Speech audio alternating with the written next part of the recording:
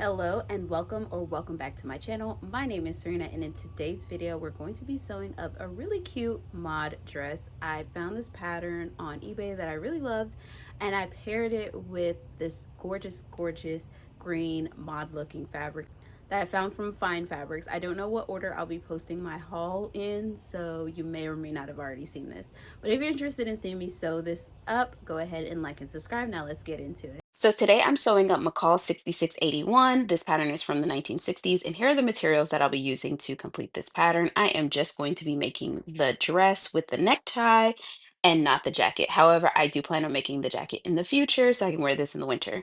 I really love this dress design. There's only one thing about it that I wasn't so sure about was that instead of having darts at the front of the skirt, it had little gathers where the darts would usually be. And I'm not usually a fan of this type of shape, but I went with it anyway because it actually kind of grew on me on a past dress that I made. And I'll pop in a photo if I have a photo of it.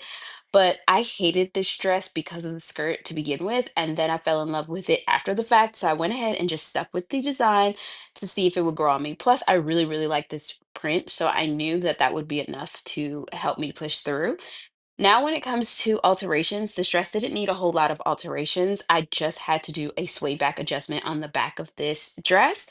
And I've been doing these quite frequently now. So I was able to throw this together very quickly, which was quite impressive. I did do a mock up so that way I could pin out as much of the fabric as possible. Um, as you all know, I am sewing for my mom's house this summer, so I don't have a whole bunch of like scrap fabric laying around. But now that I've made a few projects, the scrap fabric has started to kind of pile up a bit. So I was able to use some of that scrap to make a mock-up of the bodice, and I was able to pinch out what I needed to do a sway back adjustment and create a new back piece because I do intend on making this pattern a lot more. So this fabric was purchased in my Fine Fabrics haul, which I have yet to record for you guys, but it is 100% cotton. And I'm so impressed because I feel like Fine Fabrics, while they do specialize in a lot of apparel fabric, they don't usually have cotton prints unless it's an African wax print. So I was thoroughly surprised when I saw this, and it was the perfect shade of green and screamed mod. I was just very thrilled. I love that the design is green on green and the little circles remind me of olives, but my sister thinks that it looks like a green apple. So let me know down below if you're team olive or team green apple. I definitely feel like it has the color of a green apple, but I think the shapes and like the circles within the circles remind me of olives. I don't know. So you guys break the tie down below. I am so grateful for this summer. I feel like I've been able to create so many fun memories, not just for like the kids in my life, but also sewing on my mom's kitchen table was very reminiscent to her of watching her grandmother sew on her table, who was the only person just as in love with sewing as I am. So it's really fun to be in like the heart of the house while everybody's doing their thing, whether it's my brother-in-law working from home on the table across from me and my mom and sister cooking while we're sewing, or my stepdad watching TV and talking to me from the living room. It's just been really cool for me to be able to do what I always do, usually in solitude, but surrounded by all the people that I love and all the kids asking questions and asking to help. It's just been amazing. The house operates like a little beehive. Everybody has their task, everybody has their job. We're all very busy, but we don't get in each other's way. And at the end of the day, everything gets done with time to spare for relaxing and enjoying each other's company.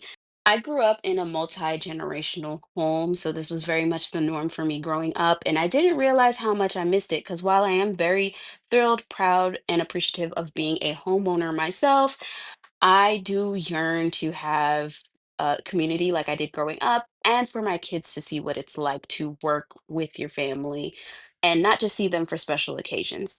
So these little fingers that you're witnessing belong to my nephew. It's so cute how a couple projects ago he was just watching from a distance, then he was peeking underneath the machine to watch the bobbin spin, and now he's asking to help by pulling the fabric. He doesn't realize that the feed dogs pull the fabric on its own, and I allow him to believe that he's helping because it's super cute. The skirt is very straightforward, so once I got that out of the way, it was time to move on to putting the darts on the bodice. While I do enjoy the fit on this, I think I would shorten the bodice just a tad bit next time. And look at that. I actually picked up a ruler from the Dollar Tree, so no more using old pieces of mail to mark my straight lines. I kind of got it together. We're starting to look a little bit more professional around here again. I'm also getting back into the groove of batch sewing in a way where I pin all of my darts at once and then I sew them all at once, so I'm not constantly having to get up. Although that's not really a huge issue because I have been more productive at my mom's house, seeing as we're sharing all household duties. Whereas before, I was just sewing straight into the night and I had no choice but to be in a hurry. Now I can kind of like get to it when I get to it, and my projects are still getting done in record time. So that's really exciting.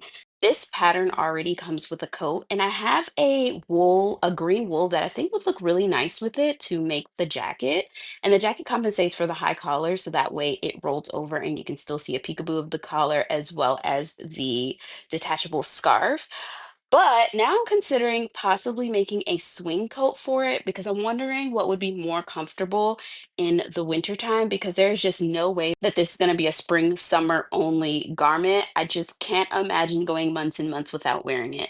And if it weren't already for the high neck, I think it would pair perfectly with the wool coat that I made a few years back, the one where it's yellow on the outside, green on the inside. I think it would have paired perfectly with this dress, but because that's also a high neck that ties at the neck, I think it will be very uncomfortable to wear or just be too bulky at the top. For the seam finishes, I used French seams, which I am currently doing now on the shoulders.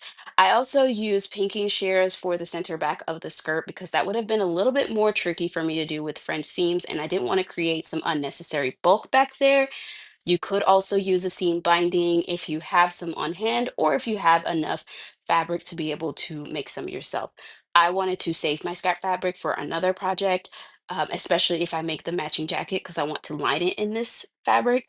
So I just went ahead and pinked the seams instead. I can always go back and add a seam binding later. Should you decide to pink all of your seams, I have one tip, and that is not to cut off all of the seam allowance with the pinking shears. What I like to do is cut the very edge of the seam allowance. One, so if you have to adjust your fabric or make fitting fixes in the future, like letting it out, you have sufficient seam allowance to do so. But also, should it fray even just a little bit, you have more than enough seam allowance before it actually gets to the stitching or the seams of your fabric. So I always try and cut off as little bit of the seam allowance as possible when I use my pinking shears, and I plan on leaving that seam exposed on the inside. Because this bodice is sleeveless, there are facings at the armholes, so that is what I am doing now. And then the collar is a stand collar. Usually I interface my stand collars, but with this collar being so narrow and close to my neck, I didn't feel like it was necessary. Usually, if it's going to be one of those wide neck stand collars, I want to make sure that it's nice and stiff and it doesn't collapse against my chest. But because this is so close to my neck, I felt like it would be too uncomfortable to do that if I did make it too stiff. And also, I felt like the fact that it is close to my neck gives it the support to stay up, especially since it's also folding down. So it's not just standing solely on its own weight as a single layer of fabric. It's folded over. So there's essentially like four layers of fabric giving it rigidity and strength. So I was just testing this out because I would rather not have interfacing than be super uncomfortable later because I know I'm going to wear the heck out of this dress. So here I am easing the collar on, and then once that is on, I am going to understitch the collar afterwards to also help support it, leaving that little bit of seam allowance also to help hold it up a little bit. Yeah, so I hope all of this makes sense. I am essentially using what it already has to give it structure instead of trying to add more to it. And again, this is a cotton. I want to say that it's a medium weight cotton. I would not do this with a lighter fabric. You would absolutely have to interface it if the fabric were lighter. Once the collar is attached, understitched, and all of that good stuff, the bodice is pretty much complete and it's time to attach it to the skirt. So I attach it to the skirt, making sure that I am careful around the gathers at the front of the skirt because you don't want those to end up looking like pleats.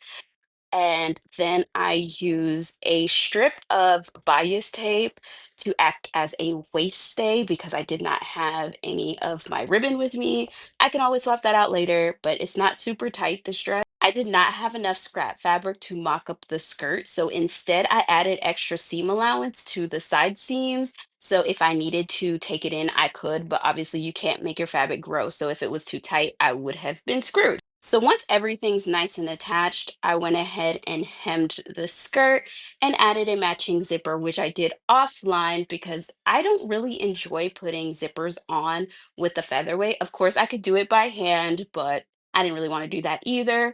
I don't have a zipper foot for this machine, and I don't plan on buying one because I have plenty at home. So I just need to make sure that I put that in the case the next time I am home and I want to travel with this machine. At this point, I low key want to keep a sewing machine in an end table at my mom's home permanently so I can have a full size machine, especially with storage to keep my notions and things like that. Because I do enjoy sewing over here. And when the summer ends, I'm going to be a tad bit sad and I'd love to spend like little school holidays over here. So now that we're near the end of the video, I want to thank you guys so much for watching this video. Thanks for clicking, liking, subscribing, sharing my work. I truly appreciate all of your love and support. I didn't pack any gloves with me, so I took that opportunity to do a little bit of antiquing and I found these cute white gloves to go with the dress, and it'll make a perfect addition to my glove collection. I am wearing a matching fabric covered belt, which blends perfectly with the dress. And the only sign that I'm wearing a belt is the white buckle that I put on it so it matches all of the accessories for this outfit. If you would like to support this channel any further, you can leave me a virtual tip over on Ko-fi or become a bobbin over on Patreon. We would absolutely love to have you. All of the links are down below. And if you've made it this far, please leave me a little olive emoji in the comment section or let me know what this print reminds you of, whether it's a green apple or an olive. I'll see you in the next one. Bye.